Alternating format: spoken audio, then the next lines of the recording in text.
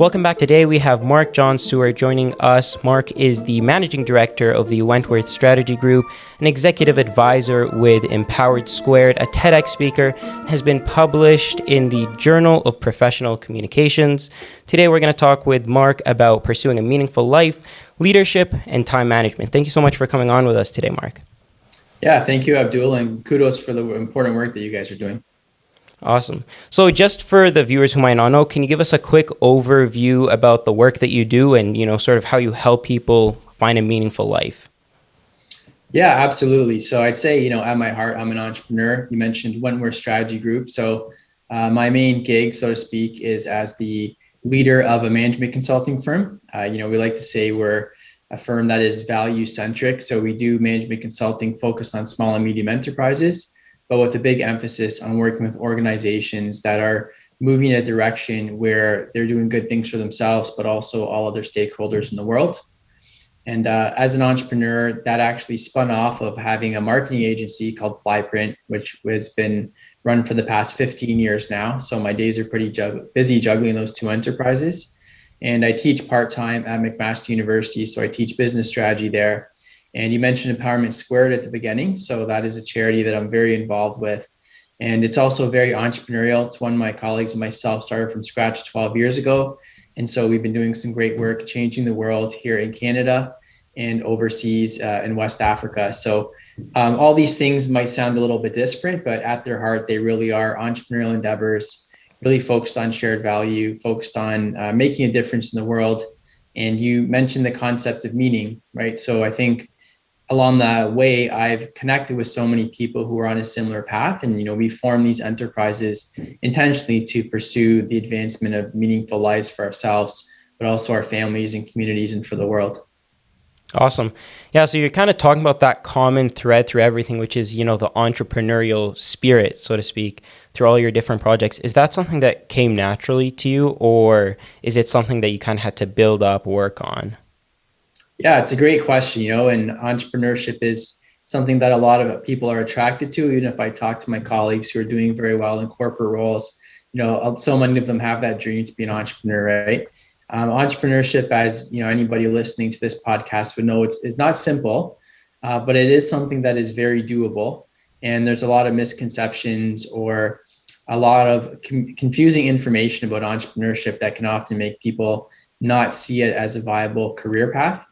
But it's certainly something where deep down, if you want to do things your way, which is certainly my story, entrepreneurship may be the path for you. And I think throughout my early career and when I was younger, I think the reason I wasn't spending as much time or delving into being an entrepreneur fully, it was building up that confidence or certainty to be able to do it, right? Because it's got that perception of increased risk.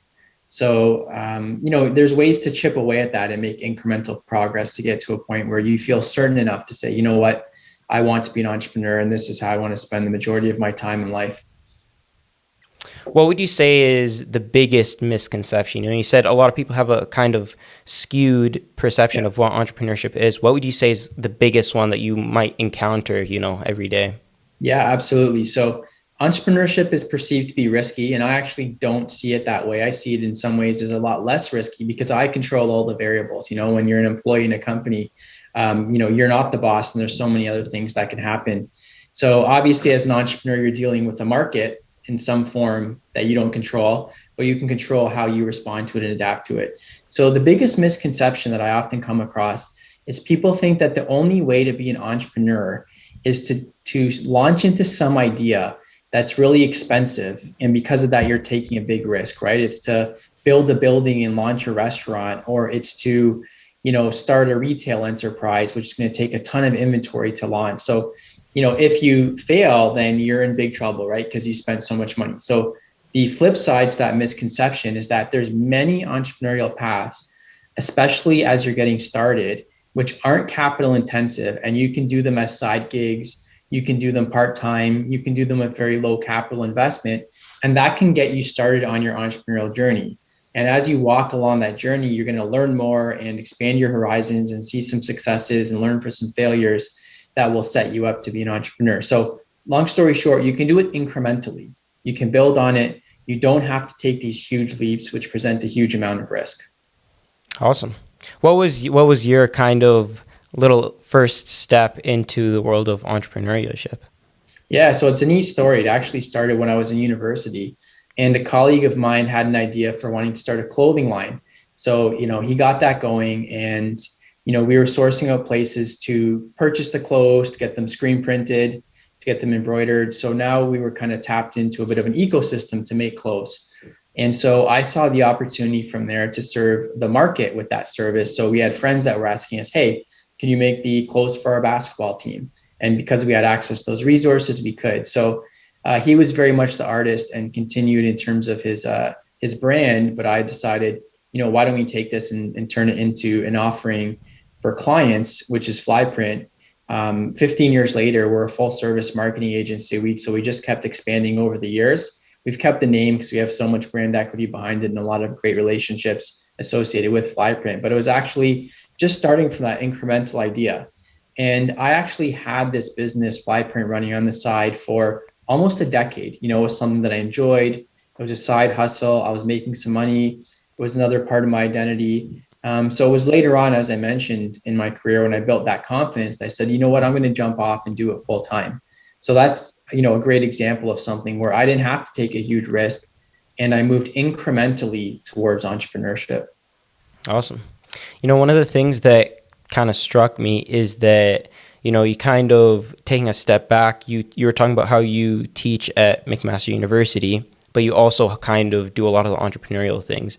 And a narrative that I'm always seeing, especially on social media, is that, it's kind of one or the other. It's you either go to school or, you drop out and you pursue some business or some entrepreneurial route. And I kind of wanted to get your perspective on that. Like, how do you see the two kind of interplaying into each other? Absolutely. So there's a bunch of things embedded there. So I'll unpack a few of them. First of all, there's a big misconception about everybody who is a successful entrepreneur. And usually the examples we see of that are like tech entrepreneurs who get all the attention, that this happens when you're really young and it's dropouts. And the average age of people being successful entrepreneurs is in their 40s. And, there's a reason for that because it's really complicated and people tend to gain experience over the years and figure things out and make connections and relationships that better positions them to be successful as an entrepreneur. Now, that's not to discourage young people from being entrepreneurs because the fastest way to learn is to get out there and do it, right? So many people on their entrepreneurial path, they try different things, they have different journeys. So it's certainly not binary. It's something that you can do at any point in your life, and many people do. I jumped off and went full-time in entrepreneurship in my 30s, and it worked really well because I had built a body of knowledge and experience that enabled me to be successful, right? It wasn't just based on I've got some idea and I'm going to build a business around it. It was like I've got skills and experience and networks. I know what value I bring to a market. So I'm able to go out there and kind of be relatively successful from day one without a lot of uncertainty. So that's one of the big things that's important. School, I know a lot of your audience is in university. Here's the reality. Most of schooling is not preparing you for an entrepreneurial path. Right? So it doesn't mean that schooling isn't a benefit towards an entrepreneurial path. It means you have to figure out how to supplement and adapt it, right? There's a few entrepreneurship programs out there, and there's some good ones for sure in Canadian universities and colleges. But most people are not in those programs. And even in those programs, there's still a bent towards, they're academic. You're learning in a classroom environment. And it's very important to complement that with, what you're doing in the real world. So I think there's a couple paths. I think if entrepreneurship is your calling and that, you may want to take programs which will lead you in that direction, whether that's business or engineering. It's not a knock on any other program, but programs that are going to give you skills that are very closely associated with being successful as an entrepreneur. But another angle is to be doing things on the side. We're far away from the time, decades ago when people would just do one thing in one life and have one job their whole career. You've got to make sure you don't spread yourself too thin. But, I started my first business when I was doing my MBA when I was in university, and I did it for 2 years during university. And in fact, a lot of my clients came from the university context that I was in. So, if you're in school and you're doing something on the side, you're naturally going to see the relationships between those two things.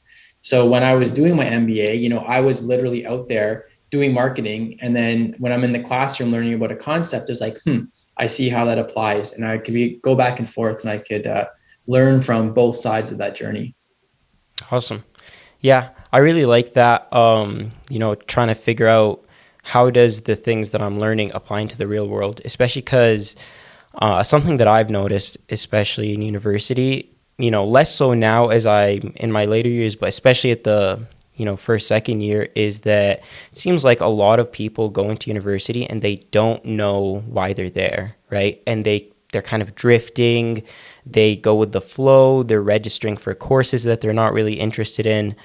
Beyond, you kind of touched on pursuing things outside of university. What other strategies do you have for somebody who might not feel like they're, doing what they're meant to be doing, right? And they're in university. Yeah, so happy to switch topics a little bit, because not everybody is an entrepreneur, wants to be an entrepreneur, is cut out to be an entrepreneur.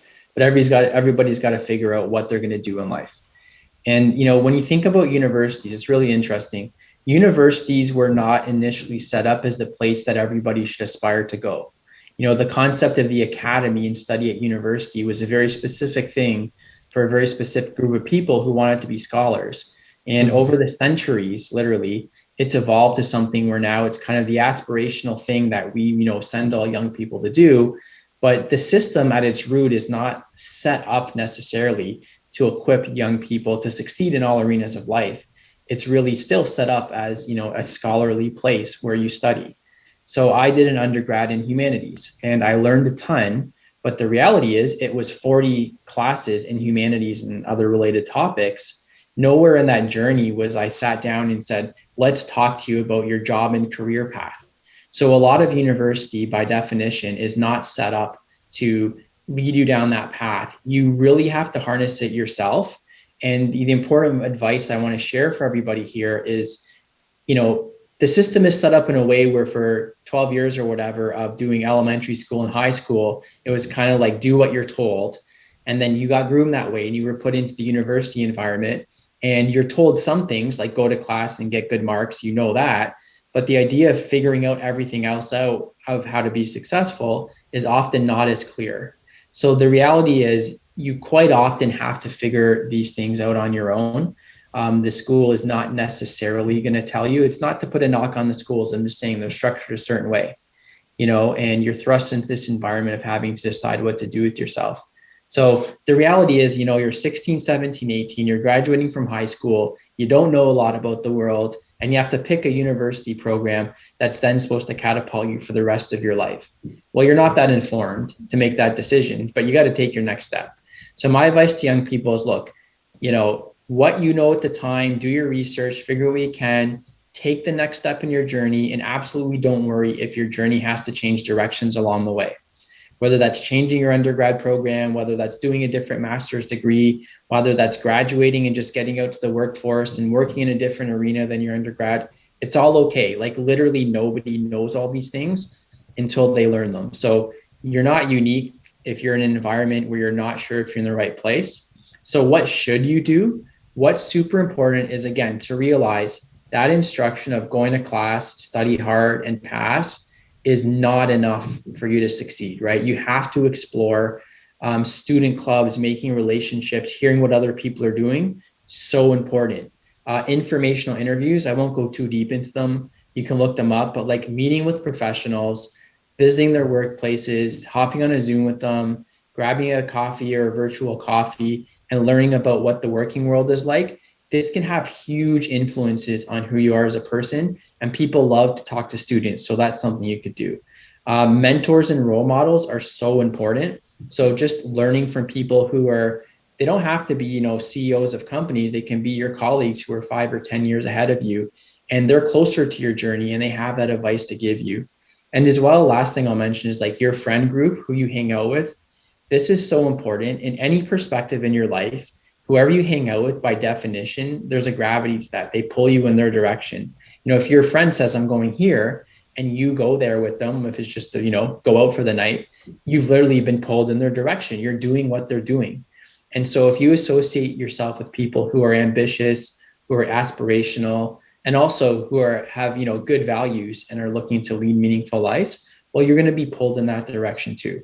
So I know I threw a lot at you there. People can go back and watch parts of the podcast that they want to hear again. But the summary of it is, you really, if you're in university, you have to create your own journey. And the only way you're going to be informed to create your own journey is to actively seek out information, experiences, people that will help inform your journey. Otherwise, you're just guessing.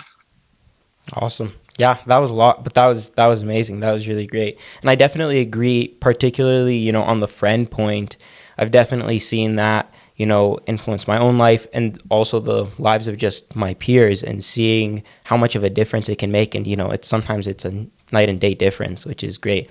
But one of the things you talked about was, mentors, seeking out business professionals or people in the fields that you want to enter.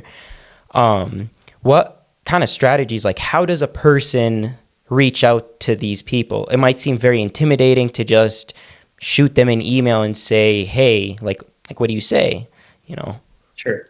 So I'll give some very practical advice on this topic. First thing is, if you're at a university or college, your school probably has a program that's set up for this, almost certainly. So just go right to the program that's set up for it. Use the resources that are available. Anybody that's part of that database has already identified that they're open to be a mentor or an advisor or whatever that is.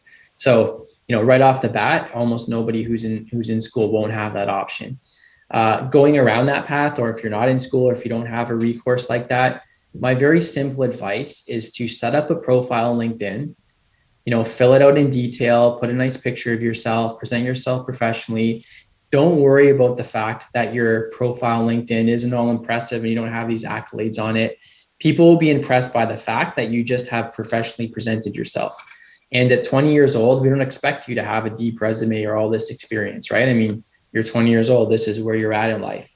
So the reason I say that is LinkedIn is such a great platform to reach out and send somebody a note. And rather than that being kind of cold and not sure who this person is, they send me an email, I don't know what to think about them. The fact that that person can just click on a link and go to your profile and see, oh, this is Abdul. He seems like an ambitious young man. He's doing cool stuff. You know what? It's worth me spending 15, 30 minutes of my time with him, because I'd like to support or give to somebody like him who seems like he has his head on his shoulders. He's working hard. He's going to do something positive with my advice. So that's a very simple way to go about it, is literally just set up a nice profile, because people want to validate you, right? They don't want to assess you from the shadows. So give them some positive information, energy about yourself, and allow them to do that. And I think you'll find, you're not going to get 100% hit rate, but you find 10 people that you sincerely think you'd like to connect with. You send them a very thoughtful note. I guarantee you'll get some people that reply back positively. And if you are a student, one of the most likely groups who will reply to you is alumni from your university or college. So literally just reach out, search by your university or college, search maybe the topic or area or company that you're interested in, and drop them a line and say you're a student and you found their profile and you're really impressed by what they've done. Would it be possible to set up a 15-minute Zoom call? And that's where it starts. So people are out there, they're willing to do it, and you'll learn so much from that process. Awesome. Yeah, no, I think those are really great tips. I never honestly considered the LinkedIn sort of strategy. I think that one is going to be really useful to a lot of people. But let's say, somebody's listening to this podcast and they are finding themselves some mentors, they're getting involved in clubs, maybe they had an idea for a project and they started it. Now all these things on top of their course load are starting to add up, right? And, somebody who has a bunch of different projects, I'm sure it's, a challenge to juggle around all of these different responsibilities. What kind of tips or strategies do you use or do you have for students to, manage their time more effectively and their different responsibilities? Yeah, so I'm a strategist, right? That's really my domain expertise. And strategy says you can't do everything, right? You got to pick. And so it's not that you can't do more than one thing, but you can't do everything. And something I think students don't realize is that, you'll realize this when you get out in the working world, but if you make commitments to people, whether it's your group or a student club or a project, and you fail on those, the world receives that very poorly. Sorry, I shouldn't say fail. When you don't pull your weight, when you don't do what you say you're going to do, when you don't live up to your promises and what you commit to, you know how it is. If you're in a group and somebody's supposed to do their part of the report and it's a day before and they didn't do it, you really have an issue with that person, right? And the same thing happens in the working world. But also, and this is a university and college example, you sign up to be part of a student club, right? And you sign up, you say, I want to be on the executive. I want to be the vice president of the student club. And yeah, everybody's volunteering, having a good time, but you say, well, I'm taking this part-time volunteer job on, and it has these responsibilities. And if the other members of the club are pulling their weight and you're the one who's not, it's a real issue. So first kind of set of advice there is be pragmatic about your time, only take on what you can handle, and don't make promises that you're going to do things and take up space and let people down because you didn't pull your weight. The fact that you put too much on your plate, that's your own fault and responsibility. So you need to think carefully about that. And I say that because, there's often no consequences, right? These not direct anyways, right? Your fellow colleagues in the club, student club, they're not going to necessarily do anything to you, but you're creating a legacy and a reputation, and your reputation is everything. It's gold, right? So you've got to pick, do your best job to pick the things that are most meaningful to you, that the energy in those things will keep you going, so you can work harder. When we do things that we don't like, it's a lot harder because it's like an uphill battle. The two last points related to that question. One is when I actually look at people's time, it's like if I can ask you and Netflix series inside and out, then you obviously had more time. So you were acting like you were too busy, but we're still wasting all our time scrolling on our phone all day, watching TV. Like, to me, that's fat you can trim. That's not adding any value to your life, right? So, be honest with yourself and take an audit of things that aren't adding value.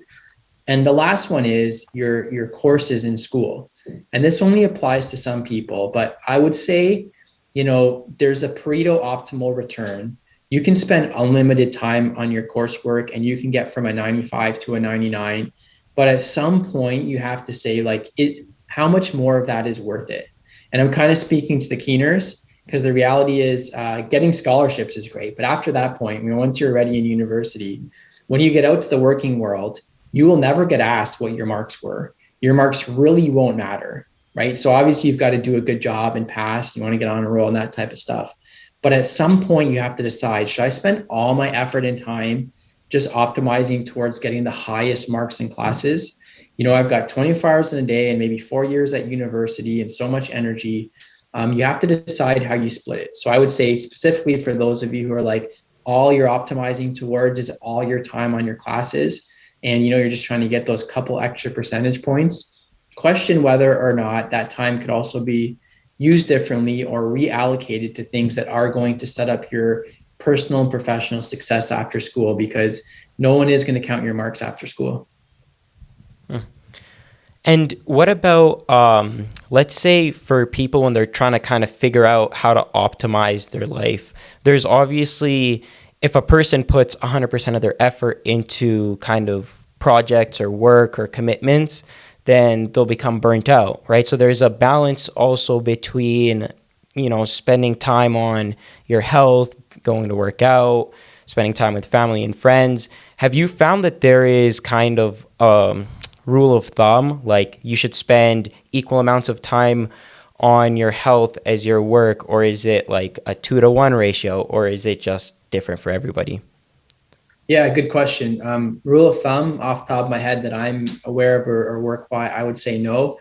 Balance is a really interesting concept, right? Because balance implies, the one side of the scale is the same as the other. It's like when you're talking about eating healthy food and people are like, oh, you can have all the donuts. It's all about balance. Balance is like a very subjective concept, right? What level is okay and what's not. So obviously this question is going to come down to a pretty individualized answer for any given person. I think a few ways that people act, which allows them to answer this question more honestly. It's very difficult for us as humans to try and process huge volumes of information at once.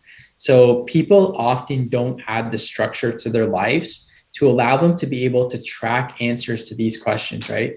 So it's something as simple as like writing down what you did in a day, writing how you felt that day, doing that for a month, and then being able to go back and track, oh, wow, like I handled this, I felt good every day, the balance is clearly sufficient.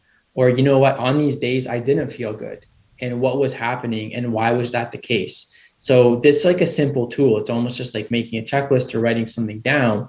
But what it does is allows you to codify and to like parse information rather than just trying to think about all things at all times in your brain in a fairly abstract way, and then going out there and trying to decide if you have the right balance. So, we're just having a short conversation today, but there's all kinds of like productivity or time management or balance management tools out there. And I'm guessing like 90% of them will give anybody a great increase in how they're balancing their life or day, because they'll just allow you to have an objective and honest assessment of things. Yeah. Yeah, I think, adding on to that point, in previous episodes, we've kind of spoken about journaling and recording goals and sort of tracking them. And then at the end of each day, like daily goals, weekly goals. And, there's a bunch of resources out there. Like you said, I think just writing it down, kind of having it in front of your face, doesn't leave it up to memory, because sometimes, our memory goes up and down. We forget things. We make things out to be better than they were. So I definitely agree with that. And, one of the other, problems I think with that I face personally as a university student, I think a lot of other people face as university students, is that there are a lot of things that will give us instant gratification, right? Like going on your phone, eating the food that you want or watching that TV show. But usually these things in terms of medium to long-term value don't give you much, as you mentioned. So how can a person sort of avoid those things, that instant gratification? How does a person delay their gratification for that long-term benefit? Yeah, and so there's obviously like whole books on this topic and schools of thought, and it's not a simple answer. But if faced by at any given moment, if you're faced by the option, and you've got the donut on the table or the Brussels sprouts or whatever you like or don't like, I actually like those fried Brussels sprouts they make at restaurants now. But in the moment, I'm not going to see a big impact in my life whether I eat the donut or the Brussels sprouts. So when I make, the decision I'm going to make at that moment, if I want the donut, it's hard to override, because like, why would I not, right? I'm just going to enjoy it. Might as well have it. Same thing, scrolling your phone, I'm just going to scroll it for a second, ends up being 2 hours later. You wasted 2 hours. I'll start again tomorrow. So what's happening in all of these circumstances is you're kind of operating with no game plan, right? A decision comes in front of you. Right now I could do my homework or I could go on my phone. You've got no game plan. So you just take the path of most enjoyment or least resistance. You go on your phone, you eat the donut. So I think one of the easiest things to do, and it even just comes back to what we were just saying a couple seconds ago, writing things down, is like have some parameters for your life that you want to work by. And again, it could be very simple. I know on my phone, like I've got a habit app, right? And I just pull it up every day, maybe just once a day, and I track it, and it just refreshes my mind about my priorities. So again, it's very simple. It's like a little list. But then when that situation faces me, maybe it's my habit app, so I've actually got on my habit app, like, did I eat well today? Or if it's just my, daily like calendaring, and I'm like, this is a key priority today, that when I'm faced by, do I do this thing or do I pick up my phone? I've already made a plan. And so your brain just starts defaulting towards your plan and your principles and your priorities, as opposed to just a random decision at any point in time. So that's a kind of a short answer. And I think there's a lot of efficacy to it. But otherwise, looking up some of these systems, I think one of the best books I recently read was Atomic Habits. So I would definitely recommend it, and very easy and simple read for anybody that's listening to this podcast.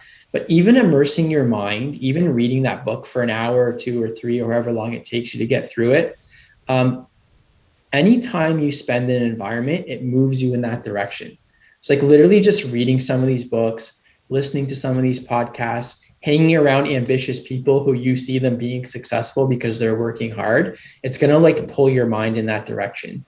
So never mind even doing the things, just like spend some time immersing your mind in these thoughts, whether it's a book or conversations or podcasts or people, and just start pulling yourself that way, right? And it just keeps getting easier and easier over time, especially as you start to see the first investments start to pay off, right? As you see yourself being able to run further or lift more at the gym, as you see yourself being able to like speak the new language that you were working on, as you see your grades going up, all these type of things. Yeah. And with success, I kind of want to get your opinion on this. I found that generally it's not linear, right? It's that either it happens, it's almost an exponential kind of return. So you might be going at something for a year, 2 years, 3 years, and you see no sort of returns. And then all the returns happen at the very end. And this is kind of my own experience. I was wondering, do you find this to be true, or do you think that it's a different kind of graph? Sure. Well, I mean, there's a lot of paths of success, a lot of success, curves or graphs, as you put it. So that certainly is one, and that's a pretty common outcome, right? Because it's kind of like let's take a music artist, right? There's like a zillion music artists, and then there's the few, the like top 100 that get all of the attention. So often these curves kind of are exponential, where more energy or success or direction all goes towards those at kind of the tail end of the curve. So certainly the success path you're describing. I'll take an example. I run a marketing company, and I get a client. They want to make a website, right? So often they'll be like, let's say it's a 3-month project. Often they'll be like, how's it going? Show me what you've done so far. Show me what you've done so far. Because in their head, they're like, well, you're going to build one piece of the website, then the other piece, and then it's done. But in reality, we do 90% of the groundwork before we start laying out anything on a website, right? We engage with the stakeholders to update the branding process. We do a whole bunch of copywriting. We take photos and buy stock photos. We align, a wireframe. So there's all these things that are happening before you even see one page of the website going up. And in reality, if the project takes 3 months, the whole website goes up in a week or two at the very end when all the pieces are assembled. So it's, what you're describing happens often. And what's the challenge in that? Because if I'm not seeing the success, how do I know I should keep going, right? And you can't always just go on blind faith. So that's where the idea of like research, of pinging your ideas off people who have more expertise or have walked your path before, being able to find sources of validation that you're on the right path will really help a lot, right? I mean, a simple example is school. It's a grind for 4 years, but then you get your degree and you're qualified for these things. You can go get your job. Along the way, you're passing courses, but you're not like getting part of your degree. You basically just get your degree at the end, right? So I would say, you got to stay the course, keep going, but do try and figure out however you can validate it if you know what you're working on is going to or is likely to produce results at the end. The school example I gave, that if you keep passing your courses, you're going to get your degree. So that's what can kind of keep you going through the grind, right? What I'm curious, actually, maybe you could describe a little more. Your viewership probably knows a little better, but what did you see as your kind of success curve? Yeah, well, like for the podcast in particular, we found that there are kind of up moments and down moments, right? I think we're definitely still in the stages where it is that kind of grind. But what we're trying to do to kind of validate it is look at other podcasts that are in a similar area as ours and see if the quality of the work that we're doing is similar or better. What kind of interviews, what kind of topics are we addressing, and seeing how they grew, right? Sometimes for podcasts to get bigger, especially in this field, the bigger ones have been around for 10 to 12 years, right? And any of them that really start to gain a lot of traction have been around for maybe 4 to 6 years. So it's like, compared to us, where we've only been around for a year now, we're kind of in those beginner stages, but definitely we try and, be receptive to, are we kind of treading the right path? And, hopefully we are. I guess time will tell. And that kind of inspires us to continue forward, even though we might not see immediate results, right? Absolutely. No, I think you're an exact case study of what we were just talking about. And I'm sure that along the way, you're continuing to refine your offering. That makes it better and better. So it moves you up in terms of, the likelihood of people wanting to listen to you. You're continuing to expand your audience and acquire different guests. And you mentioned like other podcasts, I think, they are your role models. There's many that have been successful, and even just reaching out to them and, asking for that hand up, that advice. From what I know, the podcasting world is a community. And, people want to see other people succeed. And you'll often see other podcast hosts on on the other shows and stuff like that. So I think you guys are doing the right thing. Awesome. Yeah. Yeah. And so just one last question. We always ask this to our guests. We kind of pose them a bit of a scenario and we see what their feedback is. So imagine you're going on a hike one day, right? And you want to get to the top of this mountain. And we always know that to go on a hike to help you to the top of the mountain, there are certain things you can bring with you, right? Bring some hiking boots, it's useful. You bring some poles, it's useful. You bring some snacks, it's useful. So these things help you get to that end objective, and so imagining that this mountain is your life, right? And that the peak of this mountain is the summation of all of your achievement, right? You've gotten everything that you want out of life. What are some things that you think, some characteristics you think people should bring along with them on this journey that will kind of help them reach that pinnacle? Yeah, it's an excellent question. And, I'm glad you guys are doing the podcast, at the age you are and the audience you have. I'm not too far ahead of you.